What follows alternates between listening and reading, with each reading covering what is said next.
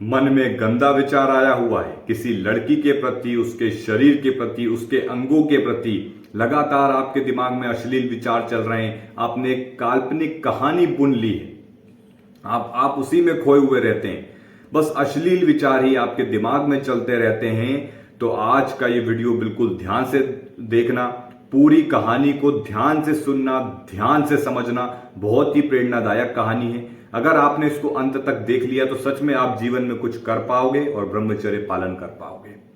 एक बार की बात है, मगध साम्राज्य में एक बहुत ही खूबसूरत स्त्री थी जिसका नाम था सिरिमा। ठीक, वो वहां की नगरवधु थी।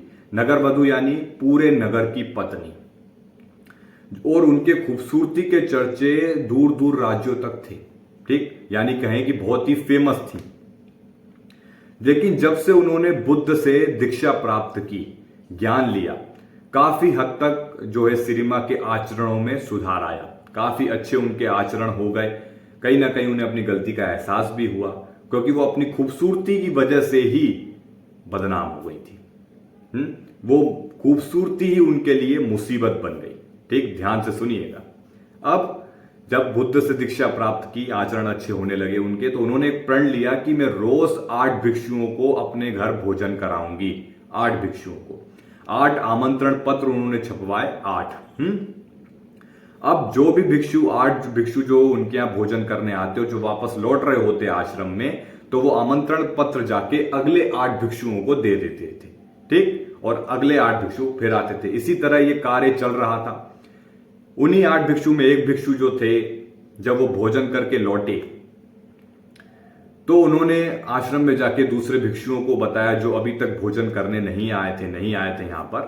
तो उन्होंने बताया कि भाई बहुत ही स्वादिष्ट व्यंजन, बहुत ही स्वादिष्ट खाना, आज तक मैंने ऐसा भोजन, ऐसा खाना आज तक नहीं खाया, बहुत ही ज्यादा स्वादिष्ट, और मेरा दिल और उदर बिल्कुल खुश हो गया है।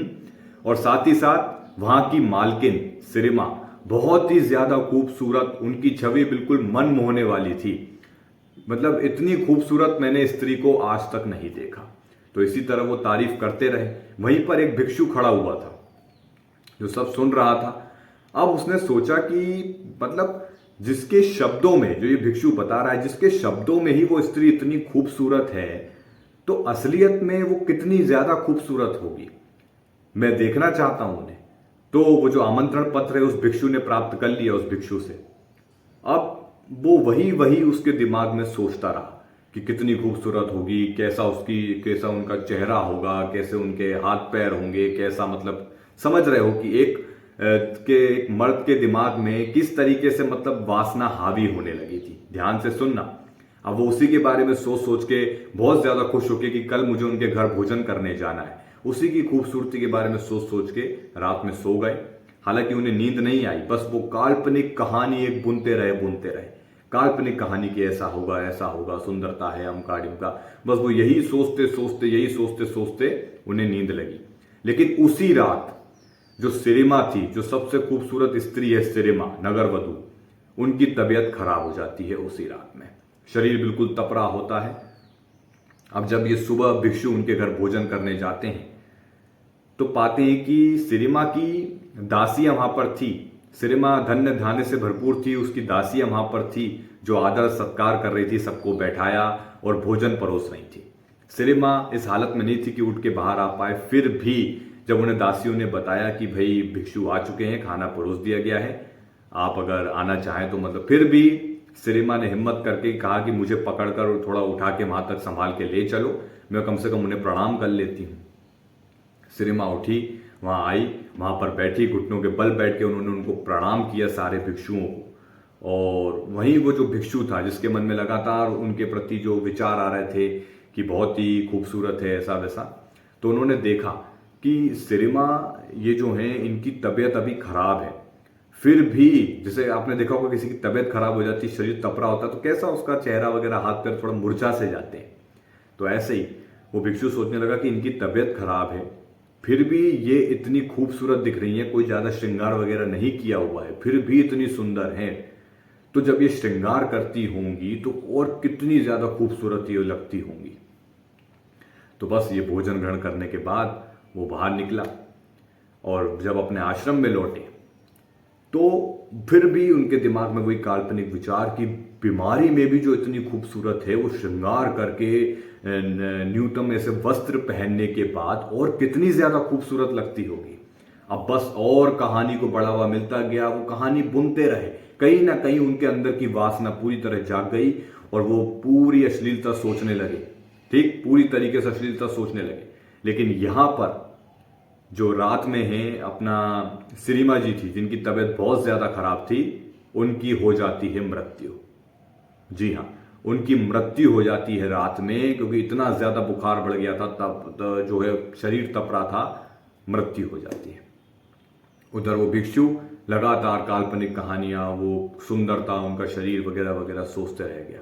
ठीक है, अब ये मृत्यु की खबर वहां के जो साम्राज्य के राजा थे बिंबिसार, ठीक है, मगध जो सम्राट थे, बिंबिसार को ये पता चला कि जो यहाँ की नगर वधु हैं सिरिमा, उनकी मृत्यु हो चुकी है। उन्होंने तुरंत वहीं पर बुद्ध को सूचित किया।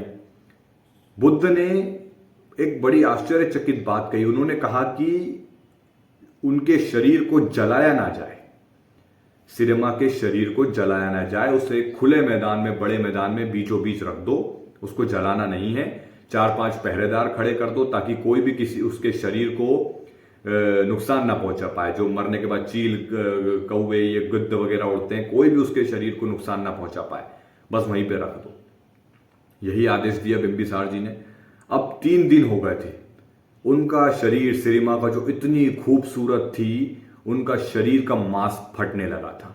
एक मरा हुआ व्यक्ति 3 दिन से बीच मैदान में रखा हुआ, उसका शरीर, उसका मांस पूरा, ये मांस पूरा फट चुका था, शरीर पूरा काला पड़ चुका था। ये मांस फट रहा था, उसमें कीड़े पड़ चुके थे, बारीक बारीक जो इल्लियां टाइप होती, कीड़े, काले कीड़े पूरे शरीर में पड़ चुके थे।